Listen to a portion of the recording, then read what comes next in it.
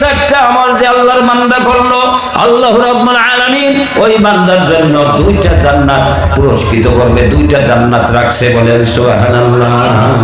কয়টা জান্নাত? দুইটা জান্নাতের অধিবাসী আজকে আপনারা হয়ে গেছেন। বলেন সুবহানাল্লাহ। একটা জান্নাত নয়, দুইটা জান্নাত আজকে এখানে বসার সুযোগে আপনারা আল্লাহর পক্ষ থেকে প্রাপ্ত হইলেন। আমার বন্ধুরা, তাহলে দুইটা জান্নাত যদি হয়, আমার মনে হয় যে জান্নাত বোধ হয় অনুমান, আমার মনে হয় আসামের মতো হবো নাকি?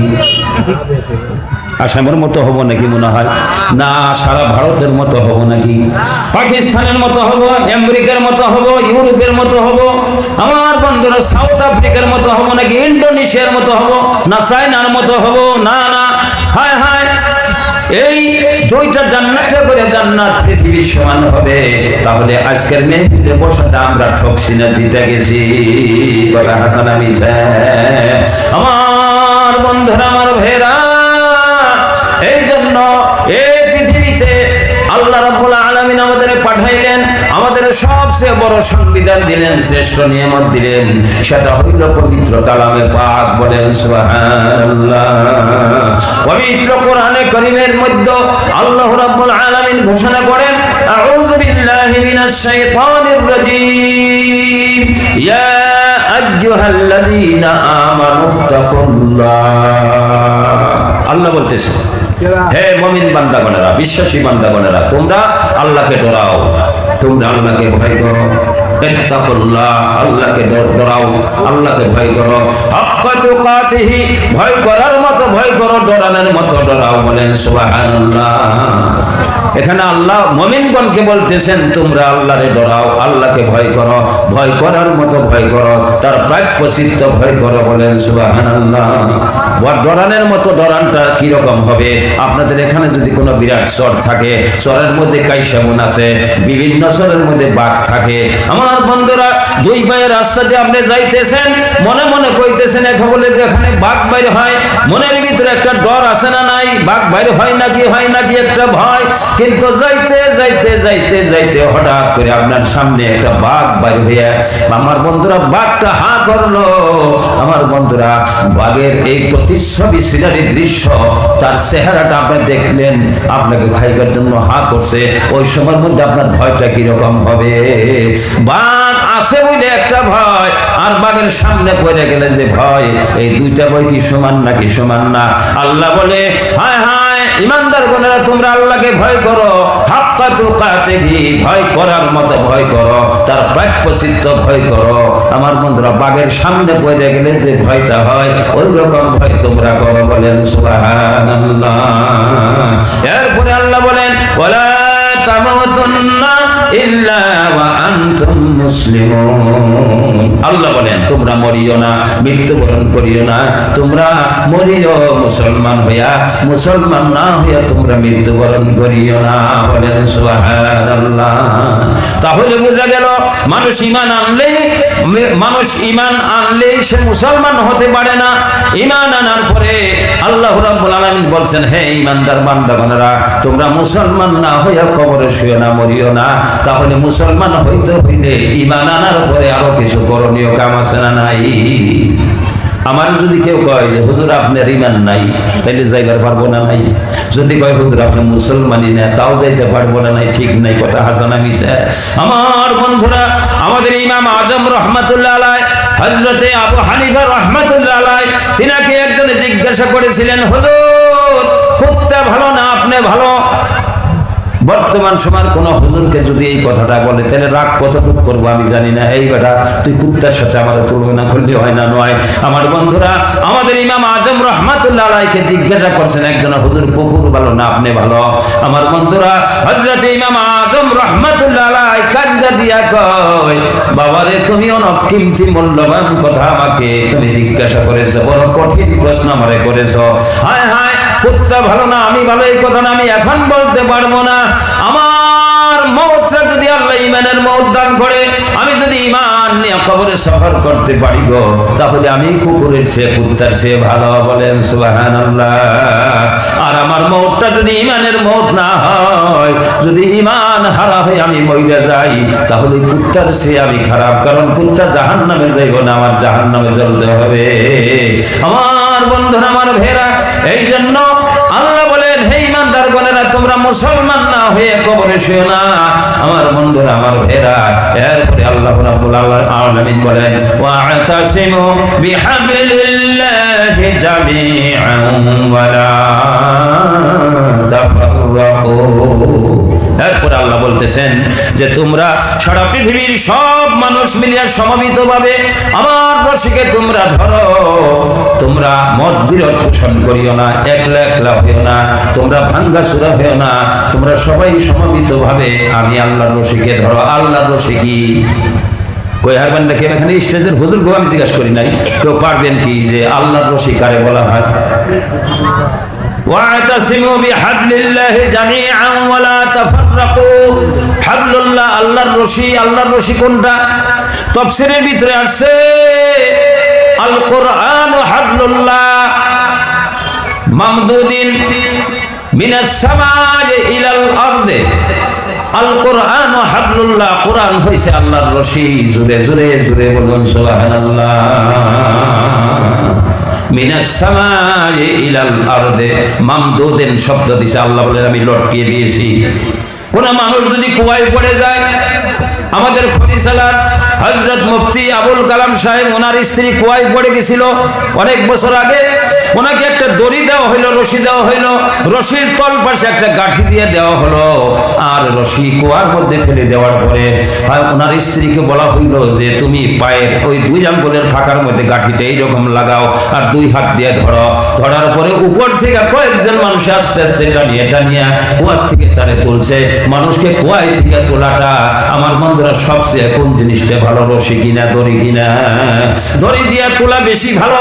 আল্লাহ রাব্বুল আলামিন বলে, হে পৃথিবীর মানুষেরা, তোমাদেরকে আমি জান্নাত থেকে পৃথিবী নামের কুয়ার মধ্যে আমি আল্লাহ ফেলে দিয়েছি। আর কুয়ার মধ্যে পড়ার পরে আমি আল্লাহ রাব্বুল আলামিন তোমাদেরকে একটা রশি দিয়েছি। আল কোরআন হাবলুল্লাহ, আমার কোরআন নামের রশিটা আমি মামদুদেন আমি লটকিয়ে দিয়েছি।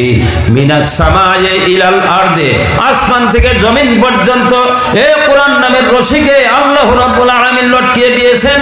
আল্লাহ বলেন, ওয়া'তাসিমু বিহাবলিল্লাহি জামিআন ওয়া লা তাফাররাকু। আল্লাহ বলেন আমার ওই রশিকে, কোরআন নামের রশিকে তোমরা পৃথিবীর সব মানুষ মিলিয়া যদি হায় হায় একবারে মজবুত করে আমার রশিকে ধরো, দাঁত দিয়ে কামড়িয়ে ধরো, ঠিক মতো মজবুত করে যদি ধরো, আমার আল্লাহ আমি রশির অপর প্রান্তরে আমি আল্লাহর কুদরতি হাত দিয়ে ধরিয়া টানিয়ে টানিয়ে টানিয়ে টানিয়ে তোমাদের পূর্বের হারানো জান্নাতের মধ্যে পৌঁছে দিব। জোরে জোরে জোরে বলুন সুবহানাল্লাহ। জবর নামে কিতাব নাযিল হয়েছিল। উনি সাগরের নিকটে বসিয়া জবর নামের কিতাবটা যখন উনি তেলাওয়াত করতেন, সাগরের মাছ আসে ওনার তেলাওয়াত শুনতো। জোরে জোরে বলুন সুবহানাল্লাহ। একবার শোক করে কথাটা বলুন। হযরত দাউদ আলাইহিস সালাম ইন্তেকাল হয়ে গেছে, তিনার এই মুজিজা তিনার সঙ্গে কবরে চলে গেছে। কিয়ামত পর্যন্ত কোন মানুষ কিতাব পড়লে মাছ আর শুনবে না। আমার বন্ধুরা, 2 নম্বরে হায় হায় হযরত ঈসা রূহুল্লাহকে আল্লাহ রাব্বুল আলামিন মুজিজা দিলেন। সেটা হইল তিনি যদি কোন পুরাতন কবরের নিকটে যায় কমবে ইজনিল্লাহ বলতেন, কবরটা ফাটিয়ে যেত, কবরের মানুষটা উপরে উঠিয়ে যেত, ওনার সঙ্গে আলোচনা করত, আবার কবরে চলে যেত। আমার বন্ধুরা, হযরত ঈসা রূহুল্লাহ কোন অন্ধ মানুষের চোখের মধ্যে হাত বুলিয়ে দিলে সব ভালো হয়ে যেত, চক্ষুষ্মান হয়ে যেত। হযরত ঈসা রূহুল্লাহ চৌথা আসমানে চলে গেছে। আমার বন্ধুরা, তিনার মুজিজা তিনার সঙ্গে চৌথা আসমানে চলে গেছে। কিয়ামত পর্যন্ত পৃথিবীর কোন মানুষ কবর থেকে মানুষ উঠাইতে পারবে না, আর চোখের মধ্যে হাত বুলালে সব ভালো হবে না। তিনার মুজিজা তিনার সঙ্গে চৌথা আসমানে চলে গেছে। বলেন সুবহানাল্লাহ।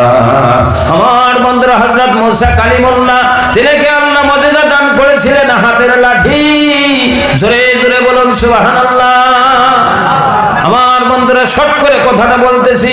আমার বন্ধুরা, হায় হায়, মুসা কালিমুল্লাহর হাতের লাঠি তিনার মর্যাদা ছিলেন। আল্লাহ জিজ্ঞাসা করলেন, ওয়া মা তিলকা বিয়ামিনিকা ইয়া মুসা, হে মুসা তোমার ডান হাতে ওটা কি? হযরত মুসা কালিমুল্লাহ বললেন, কালা হিয়া আসায়া, এটা আমার হাতে একটা লাঠি, আতাওয়াক্কাউ আলাইহা, এর মধ্যে আমি টেক লাগাই, ভর দেই, ওয়া আহুশু বিহা আলা গানামি, আর এটার মধ্যে আমি কি করি, আমার গাছের পাতাগুলো ঝাড়িয়ে ঝাড়িয়ে পারি আমার বকরির পালের জন্য। প্রশ্ন করছে কয়টা গো? একটা, যে তোমার হাতে ওটা কি? লাঠি। তাহলে লাঠিটা জবাব দিয়ে দিলে হয় যে আমার হাতে এটা লাঠি। জবাব দিছে কয়টা দেখেন। আল্লাহ বলছেন তোমার হাতে কি? উনি জবাব দিছে, কালা হিয়া আসাইয়া, আমার হাতে এটা লাঠি, আতাওয়াক্কাউ আলাইহা, এর মধ্যে আমি ঘর লাগাই, টেক লাগাই, ওয়া হুশু আলা গানামি, আর ছাগলের জন্য আমি গাছের পাতাগুলো ঝাড়িয়ে ঝাড়িয়ে পারি, ওয়ালিয়া ফিহা মাআরিবু উখরা, অন্যান্য অনেক কাজ আমি করিয়ে থাকি। জবাব দিছে চারটা। প্রশ্ন করছে একটা, জবাব দিছে চারটা। আপনার যদি আমার গঞ্জ হুজুর, আপনার ছেলে কয়জন গো? বলে 3 ছেলে, পরিবার একটা, তারপরে মেয়ে নাই, নাতিন, মানে অমুক অমুক অমুক 4টা 5টা যদি আমি কই, বাড়ি ঘর এই কটা আছে যদি কই, তাহলে কমতে বেজালে করলাম রে হুজুর, এক কথা জিজ্ঞাসা করি গো হুজুর, 14 কথার জবাব দিয়ে বসে কইলেন না নাই। আমার বন্ধুরা, তাফসীরের ভিতরে আসছে, আল্লাহ জিজ্ঞাসা করছে, কালা ওয়া মা তিলকা বিয়ামিনিকা মুসা, হায় হায় মুসা তোমার ডান হাতে ওটা কি? মুসা কালিমুল্লাহ 4টা জবাব দেওয়ার কারণ তাফসীরে আসছে। হায় হায়, মুসা কালিমুল্লাহ মনে মনে কয়, আমার বন্ধুরা, আপনি যদি আমার হুজুরকে বেশি আদর করেন, মহব্বত করেন, হুজুর যদি আপনার বাড়িতে যায়, হুজুর যদি কয় আমি যাই, তাহলে মহব্বতের মানুষটা আপনি কেন হুজুর খালি জাম জাম করেন কেন? আইসেন, বসেন তো একটু একটু বসেন হুজুর, খালি জাম জাম করেন কেন? কিছু সময় বহেন তো হুজুর, আপনার গলা বসলে ভালো লাগে, কথা হাসান আমি স্যার। তার মানে আপনি গল্প আরম্ভ করবেন, হুজুরের সঙ্গে আলোচনাটা লম্বা হোক, হুজুর জানি বেশি সময় আমার বাড়িতে থাকে, এইটাই তো মহব্বত। আমার বন্ধুরা, আল্লাহ যখন জিজ্ঞাসা করলেন, মুসা তোমার হাতে ওটা কি? এই সুযোগে মুসা কালিমুল্লাহ কয়েকটা জবাব দিলেন। আর মুসা কালিমুল্লাহ মনে মনে কয়, আলোচনাটা লম্বা হয়ে যাক, আল্লাহর মধ্যে আমার মধ্যে আলোচনাটা লম্বা হোক, আমি যেন বেশি সময় আল্লাহর দরবারে বসতে পারি। বলেন সুবহানাল্লাহ। এই মেহফিলে যারা এই নিয়তে বসবে যে হায় হায় ওলামে হযরতদের কথার এই সুযোগে আমরা জানি বেশি সময় বসতে পারি, হুজুর জানি বেশি সময় আলোচনা করে গো, এই কথাটা যদি আপনার কলিজার মধ্যে এই উদ্বেগটা পয়দা হয়ে যায়, এই ফিলিংস যদি সৃষ্টি হয়ে যায়, আমার বন্ধুরা, আপনারা যেন আমার আল্লাহর দরবারে বসলেন। বলেন সুবহানাল্লাহ। এই মেহফিলে বসার জন্য আমার বন্ধুগণ, বুশালির জান্নাতে কাবলাল মউতে আপনাদের নাকের মধ্যে জান্নাতের খুশবু লাগিয়ে যাবে, তারপরে আল্লাহ ঈমানের মত দান করবে। বলেন সুবহানাল্লাহ। নারে তাকবীর।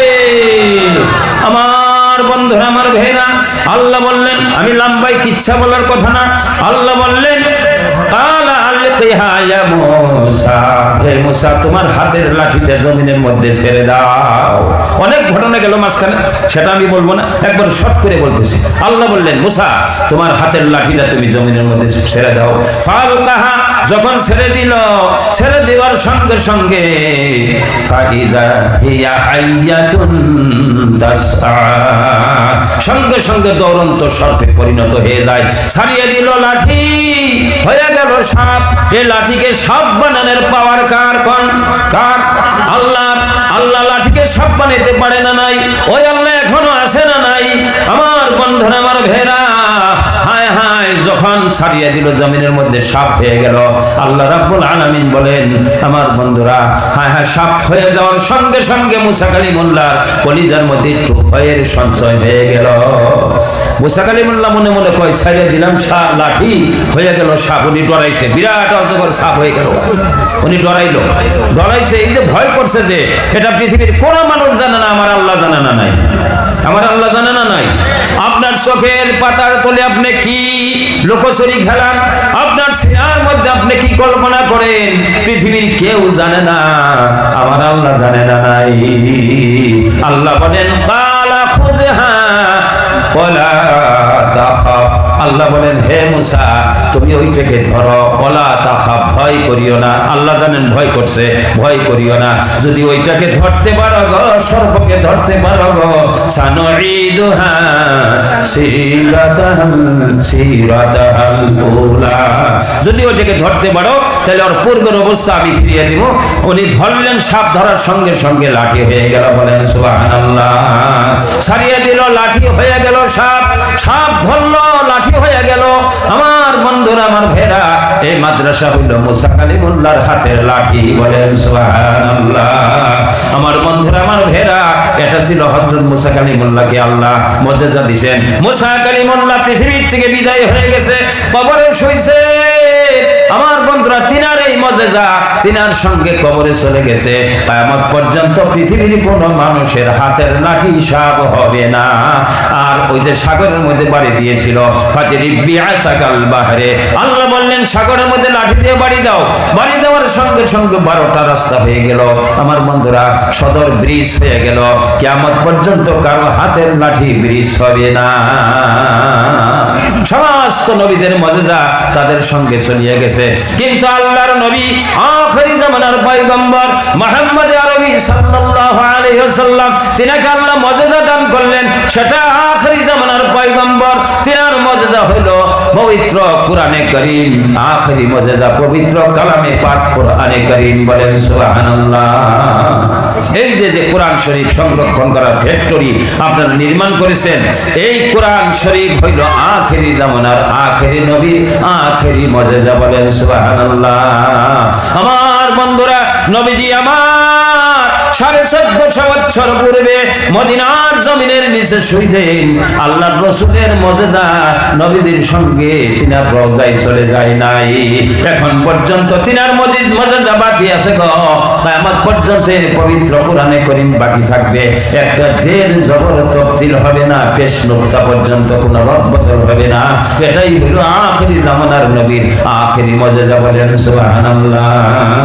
আমার বন্ধুরা, আমার ভাইরা, হায় হায়, এটা এমন মুজিজা, কোন মানুষ যদি বাঘের কিচ্ছা কয়, এক সবার মধ্যে বাঘের কিচ্ছা কইছে, কোন সবার মধ্যে হরিণের কিচ্ছা কইছে, বক্তারা কয় না নাই? হরিণের কিচ্ছা কয় না গো? হরিণের কিচ্ছা কয়, মানুষ কাঁদতে পাগল হয়ে যায়। বাঘের কিচ্ছা কয়, হাস্তর কয়। ওই একটা হাস্তরি একটা কথাই যদি দুই সবার মধ্যে কইছে, আবার এই সবার মধ্যে আরম্ভ করে, দুইটা সবার শোনা মানুষটা হুজুর বাদ দিন গো, আপনি এই কিচ্ছাটা আরো দুইবার কইছেন, দুই সবাই আজকেও আরম্ভ করছেন। এই এক কিচ্ছা শুনলে ভালো লাগে না, এক কথা প্রত্যেকদিন শুনলে তিতা লাগে। কবো না না কবো, কবো না না কবো। আমার বন্ধুরা, আমার ভেড়া, একটা কথা তিনবার শুনলে তিতা তিতে মনে হয়। আমার বন্ধুরা, এ পবিত্র কোরআনে কারীম এমন মধুর বাণী গো, জীবন ভরা সূরা ফাতিহা নামাজের মধ্যে জীবন ভরা সূরা ফাতিহা পড়লাম, শুনলাম। আচ্ছা, একটা মানুষ কইছে, কোন মানুষ জীবনে কইছে যে হুজুর এক সূরা কতদিন পড়েন গো? এক সূরা প্রত্যেকদিন শুনলে ভালো লাগে না, ওটা পাল্টি অন্যটা পড়েন। কেউ কইছে? কব কেউ কব। ফজরের নামাজের পরে ইমাম সাহেব আমার বন্ধুরা ঘুরে বসে, বসার পরে সূরা ইয়াসিন তেলাওয়াত করে জীবন ভর তেলাওয়াত করল গো। আমার বন্ধুরা, জীবন ভর সূরা ফাতিহা শুনিয়ার পড়ি, হায় হায় সূরা ইয়াসিন পড়ি। আমার বন্ধুরা, জীবনে কেউ কয় নাই এক সূরা ভালো লাগে না। আল্লাহর পবিত্র বাণী যতই পড়ি, যতই শুনি, যতই পড়ি, যতই শুনি, মধুর মধুর মধুর মধুর মনে হয়। কোরআনের স্বাদ জীবনে আর শেষ হইল না। এটাই হইল পবিত্র কোরআন, আখেরি নবীর আখেরি মুজিজা। বলেন